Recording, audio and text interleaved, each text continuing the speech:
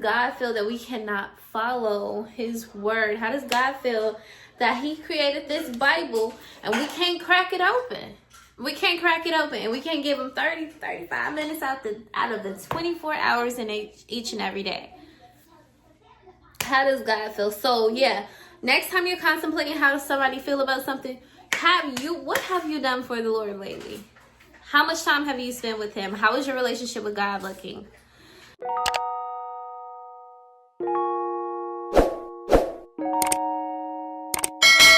Hey y'all, it's me, Kamari, and I'm back with another video. I don't know about you, but I'm so ready for 2025. But before 2025 comes in, there is some things happening on the inside of me that is gonna prepare me, I feel like, for 2025. God has just really been talking to me. He's been moving in me, and I'm all for it. I'm just so here for it. I don't know if this counts as a Vlogmas, but this is what I have to give you. But yesterday, I did a fast from the time I woke up to, if you know me, you know I wake up around between 5 a.m. and 6. Okay, so from the time I woke up to noon, I fasted, right? And then at noon, I ate something. I had a small meal. And then, so we'll say from 12:30 noon until 8:30 this morning, I fasted again. So that's 12 hours, and then 1:30, 2:30, 3:30, 4:30, 5:30, 6:30, 7:30, 8:30.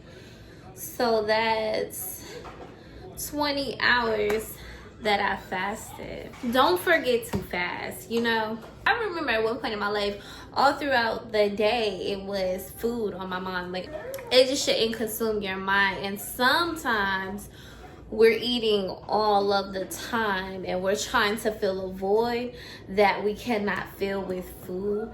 And so it had gotten to that point for me where I was just eating things that didn't even make any sense. Like, I'm gonna eat this, I'm gonna eat that. And whenever it did not satisfy me, I would go find something else to eat, which is insane. Okay, it's not okay to do that.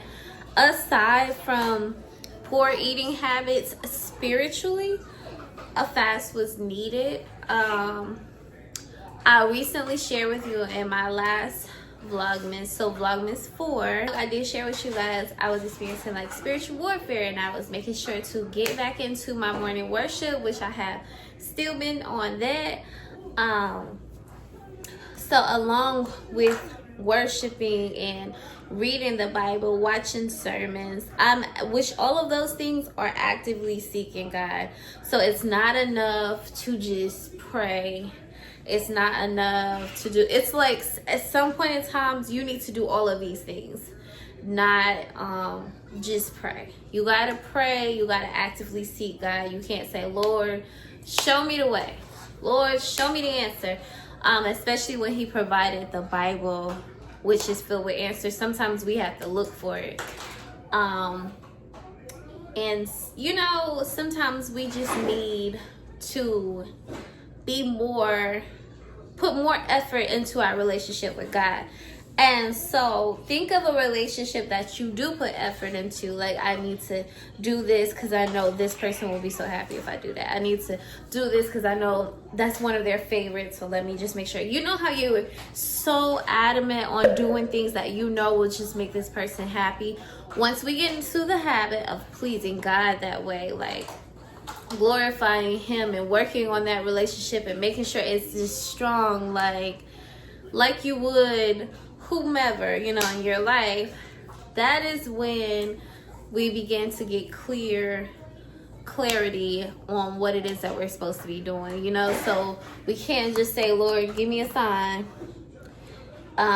which you can pray whatever you want to pray, you can say whatever you want to say, but sometimes you can't see a sign and you can't hear his voice because you gotta silence everything else. So sometimes you gotta cut out food, or sometimes you gotta cut out people, or sometimes you gotta cut out social media, sometimes you gotta cut out foolishness and nonsense.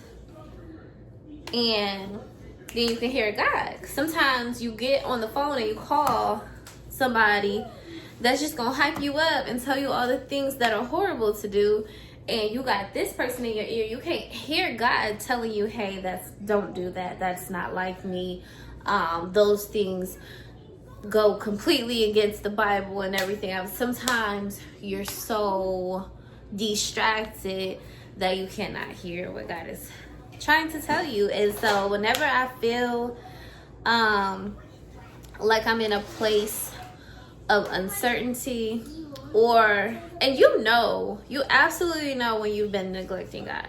So whenever that has happened, you want to seek him harder, because there's something trying to take your attention away from God. I just also wanted to say, be careful of what you consume. And what I mean by consume is anything that goes inside of you, period. Be careful of what you consume, be it food, music,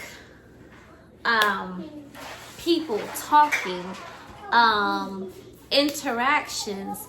Be careful of what you consume. The body is a temple. Just be careful of that. We're in a time where so many people put out different things, whether it's music or movies or a video. So many things are demonic and are not like God, and it's easy to hear something a million times, not listening to it. It could be somebody that is in your house that plays it, and you're like, I really hate that song. And then, a day or two later, it's in your head, and you're like, I really hate that. You're not trying to listen to it. You just happen to hear it. That's tricky. You know what I'm saying? That's a tricky thing. And so you got to be mindful. If something that if I'm not even consciously listening to it, it finds a way to get stuck in my head like that. Think about the things that we willingly listen to. Like, is it something that should consume you? Is it something that you should actually be putting inside of you? Even conversations, especially conversations. I was talking to my bestie, and she told me yesterday, you have changed drastically, and I'm so proud of you, but I don't always feel like we can just have girl chat. I feel like I'm talking to my grandmother, who is the pastor and will give me the word of God. And I was like, I will never judge you. You can talk to me about anything you want to talk to me about. This is like family to me, and I love her dearly. I said, but I am going to give you the word of God, because I feel like it's my responsibility. I feel like once you reach a certain place in your walk with Christ, it is your responsibility. It's like, you cannot speak from a place of emotion anymore. Not that it's not okay to be emotional. We are humans at the end of the day. But what I pour out and what I'm about to give you, what you're about to consume, needs to be biblical. It needs to be concrete, black and white. It's in the paper. It's not like, well, I think it's not what I think. It's what it is. It's the actual factual. So,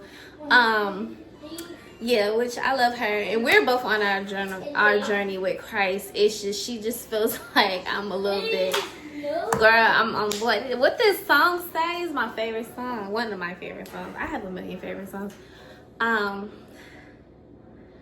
She remixed the song and made it gospel. What is it? But her name is I think it's OG Martina. I'm probably saying it wrong, but I'll put her Instagram name.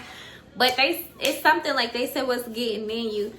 I said the Holy Spirit in me, and it's getting deep. I love that part, because that's literally, that is so real, you guys. And when you really truly connect with God, it's lonely. It is lonely. God is sufficient. He is sufficient, and it's okay. And I used to really idolize relationships. I used to idolize marriage, okay? I really wanted to remarry for like a long time, okay? And it is nothing wrong with desiring companionship. I'm gonna say that. But I am no longer idolizing anything. First of all, I'm no longer idolizing anything. And a lot of times you don't know that you are. But when you want something so bad and so bad and so bad, and everything you do is to obtain that thing, you're idolizing it. And when it comes before God, you're idolizing it. So your relationship with your best friend could be idolizing. You could be putting that before God. If there's things that you know you're not supposed to do, but every time I give my bestie, we gonna cuss, we gonna take shots, you're putting that friendship over God, because you know that you're supposed to separate yourself from those things. So y'all, I watched a sermon maybe yesterday or the day before, and it said that it is a gift to be single. That was so beautiful to me. I needed to hear that, because I thought that we were created to be married, and we're not. That is not our purpose. And baby, it may not even be my portion, and I ain't mad at it. I've been there and done that. It is what it is. It may not be my portion, but I feel so good to hear that, because it just changed a lot of things for me. It just changed a lot of things in my mind. It really brought me to the realization that I had been idolizing this thing that may not even be my portion. But yeah, hopefully you guys understand something that I'm saying, but that is my spiel. That is my talk for today. I pray to God that everybody has a blessed day, a wonderful month. I pray that if there's somebody that's struggling with some type of anxiety about something, or you feel like you're straddling the fence, but you really want to wholeheartedly commit to God, I pray to God that it keeps attacking you until you commit to it. I pray that God sits on your shoulders until you get it, until you're like, you know what? God has been loyal to me since I knew who he was, since before I entered the world. Y'all, it's just when you really think of all that God has brought you from, and the few things that he asks us to do as his people. You know, the same way we wonder, I wonder how so-and-so is going to feel if I do this. How does God feel that we can't glorify him?